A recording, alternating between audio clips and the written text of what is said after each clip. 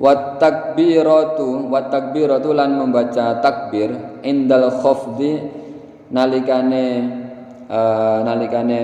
mau liruku'i kedua ruku' mau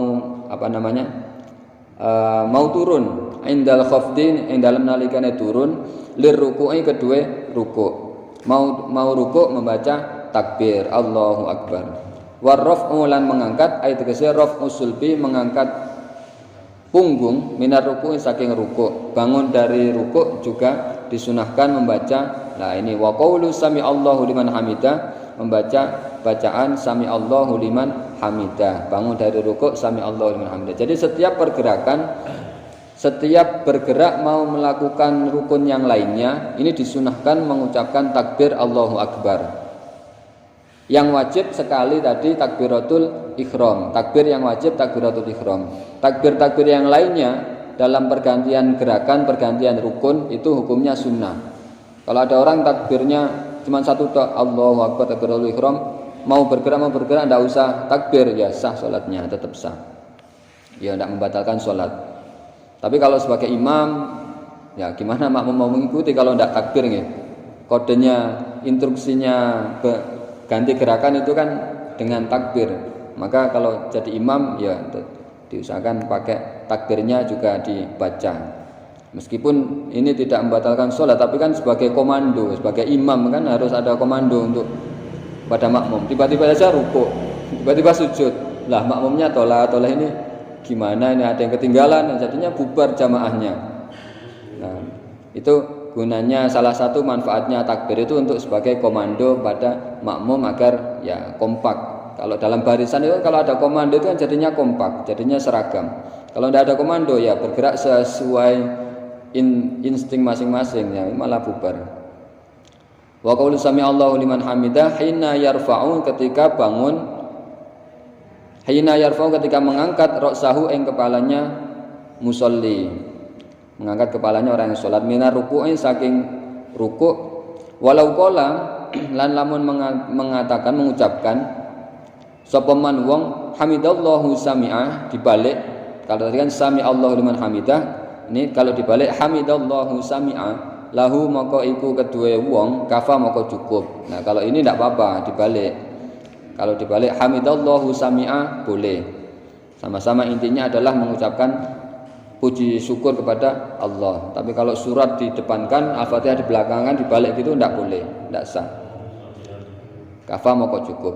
Wa makna lan makna sami Allahu liman hamidah, adapun maknanya utawi maknane sami Allahu liman hamidah, taqabbala menerima, taqabbala muga-muga menerima sapa Allah minhu saking orang yang salat, hamidahu ing pujiannya orang, wajazalan membalas sapa Allahu ing pujian-pujian tadi alaihi ing atase wong. Wa qaulul musolli lan ucapane orang yang salat Rabbana lakal hamd. Rabbana lakal hamd ini diucapkan ketika idan tasoba nalikane tegak ko iman hale wong kang ngadeg. Jadi ketika i'tidal membaca Rabbana lakal hamd. Lah ini kadang ada yang berbeda ketika bangun dari ruku', makmum apakah juga membaca sami Allahu liman hamidah? Kadang ada yang makmum tidak baca, ada yang baca nggih. Nah, ini juga ada perbedaan. Kalau Imam Syafi'i menurut kitab ini menurut mazhabnya Imam Syafi'i, imam ataupun makmum sama-sama membaca sami Allahu liman hamidah. Ketika imam bangun dari ruku' sami Allahu liman hamidah, makmum juga sami Allahu liman hamidah, membaca sami Allah meskipun tidak keras ya. Kemudian baca Rabbana lakal hamdu mil'us samawati dan seterusnya. Kalau di Mekah biasanya itu makmumnya tidak pakai sami Allahu liman hamidah. Ketika imam sami Allahu liman hamidah kan ada backing vokal apa jenenge? Bilalnya nggih. Bilal. Sami Allahu liman hamidah. Rabbana walakal hamd. Kan ngoten nggih kalau di Mekah. Ya, semoga kita ditakdirkan oleh Allah bisa umroh atau haji di Makkah Madinah nanti. Nah itu kalau di Makkah imamnya sami Allahu liman hamidah, makmumnya langsung Rabbana walakal hamd. Nah itu pakai wa, Rabbana walakal hamd. Nah, jadi gitu. Itu kan memang menurut madhab imam yang lainnya. Jadi memang ada perbedaan di sini dalam hal membaca bacaan i'tidal. Tapi yang jelas sama-sama menurut madhab ulama, sama-sama ada dalilnya, itu juga semuanya benar. Jadi kalau kita menurut mazhab Imam Syafi'i, imamnya sami Allahu liman hamidah, makmumnya juga sami Allahu liman hamidah, Rabbana lakal hamdu mil'us samawati dan seterusnya. Itu untuk doa ketika i'tidal. Dan doa ini dibaca ketika sudah jejak, sudah berdiri tegak, baca Rabbana lakal hamdu. Wat tasbihu lan baca tasbih fir ruku'i ing dalam ruku'. Wa adnal kamali utawi paling sethithike kesempurnaan fi hadza tasbih ing dalam iki tasbih, fi hadza tasbihi ing dalam iki tasbih, paling sedikit, paling minimal kesempurnaan dalam baca tasbih ini adalah subhana rabbiyal azimi, membaca subhana rabbiyal azimi salasan kelawan kaping 3 kali kesunahannya. Subhana rabbil azimi, subhana rabbil azimi, subhana rabbil azimi. Nah, tapi yang biasa kita baca subhana rabbil azimi wa bihamdih itu lebih sempurna lagi. Subhana rabbil azimi wa bihamdih, subhana rabbil azimi wa bihamdih, subhana rabbil azimi wa bihamdih 3 kali. Kalau misalnya kita baca sekali bagaimana? Ya sudah sah.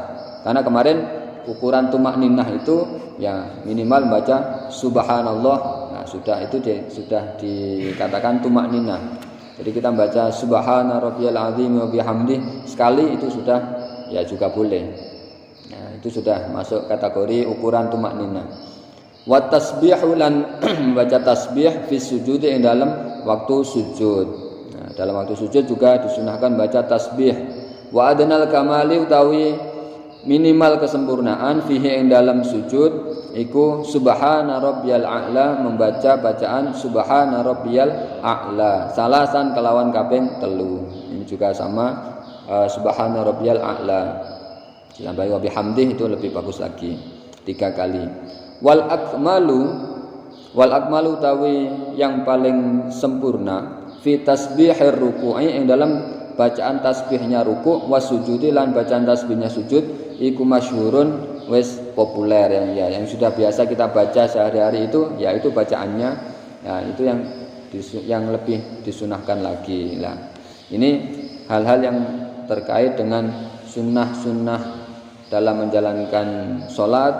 Jadi meskipun ada perbedaan-perbedaan bacaan ataupun perbedaan-perbedaan pendapat dalam hal kesunahan ini, ya janganlah dibuat kegaduhan, jangan dibuat permasalahan. Yang jelas hal yang sunnah itu boleh dikerjakan, boleh ditinggalkan. Tapi kalau tidak dikerjakan ya eman-eman. Nah itu karena perkara yang sunnah eman untuk tidak dilakukan. Maka kita janganlah mencari perbedaan, carilah persamaan. Seperti apa kemarin? Seperti rumus matematika yang selalu mencari persamaan, tidak mencari perbedaan. Jadi ini masih beberapa hal. Kemarin ada 15, ini masih sebagian, tinggal beberapa lagi untuk kesunahan dalam sholat.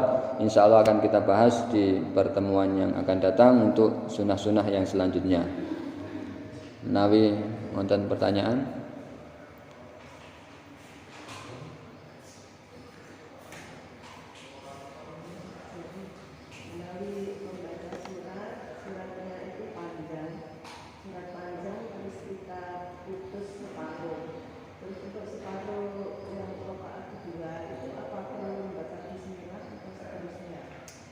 Oke. Ketika baca bacaan yang suratnya panjang ataupun tidak hanya surat yang panjang saja, misalnya kita Al-Baqarah Al-Baqarah tiba-tiba kita ngambil yang tengah-tengah. Nah, karena Al-Baqarah tidak mungkin kalau dibaca sekali sholat baca semua kan tidak mungkin. Kelamaan. Tapi kalau memang pengen ya tidak apa-apa, bagus. Sholatnya 3 jam. Di Makkah Madinah itu di Makkah pakai 1 juz lah. Kalau misalnya bacanya misalnya surat Al-Bayyinah, lam yakunil ladzina kafaru sampai tengah-tengah, kemudian rakaat kedua dilanjutkan dengan selanjutnya tengah-tengah ayat. Nah, itu ya langsung saja langsung baca lanjutannya. Jadi tidak usah ta'awud, tidak usah basmalah, langsung baca lanjutannya. Karena basmalah itu kan kesunahannya ketika di awal surat. Ketika di awal surat itu baca bismillah. Tapi kalau di tengah-tengah tidak usah ta'awud, tidak usah basmalah, itu langsung membaca lanjutannya mawon. Jadi kecuali kalau surat Al-Baro'ah meskipun di awal surat ataupun tengah-tengah tidak usah baca bismillah, apalagi surat Al-Baro'ah atau surat At-Taubah itu karena tidak disunahkan baca bismillah, ya langsung ta'awud saja. Tapi kalau dalam sholat ya tidak usah ta'awud, tidak usah basmalah, langsung baca lanjutannya. Tapi kalau kita ngaji sendiri, ngaji biasa, tiba-tiba mau ngaji di tengah-tengah surat, yuk disunahkan baca ta'awud basmalah, karena kita mengawali ngaji disunahkan ta'awud, disunahkan basmalah, apalagi ya dilengkapi dengan Al-Fatihah. Tapi kalau dalam sholat ya tidak usah ta'awud, tidak usah basmalah. Untuk yang rakaat kedua cukup langsung dilanjutkan ayat selanjutnya. Tapi kalau ayat pertama kalau misalnya awal surat ya membaca basmalah dulu, dibaca basmalahnya tadi, karena tadi ta'awudnya kan sudah di Al-Fatihah yang sebelumnya. Di rakaat pertama Al-Fatihah kan sudah ta'awud. Nah, ketika baca awal surat di rakaat pertama ya langsung bismillahirrahmanirrahim. Kalau misalnya rakaat pertama dan rakaat kedua sama-sama tengah-tengah ayat misalnya ya tengah-tengah Al-Baqarah rakaat pertama ya langsung membaca suratnya, tidak usah ta'awud, tidak usah basmalah, tidak apa-apa. Jadi tidak usah ta'awud, tidak usah basmalah, langsung baca suratnya. Ngoten nggih. Kalau misalnya di tengah-tengah surat, bukan tengah-tengah ayat loh, tengah-tengah surat. Tetap awal ayat tapi tengah-tengah surat. Itu ya langsung membaca ayatnya tadi, tidak usah ta'awud, tidak usah basmalah. Nggih.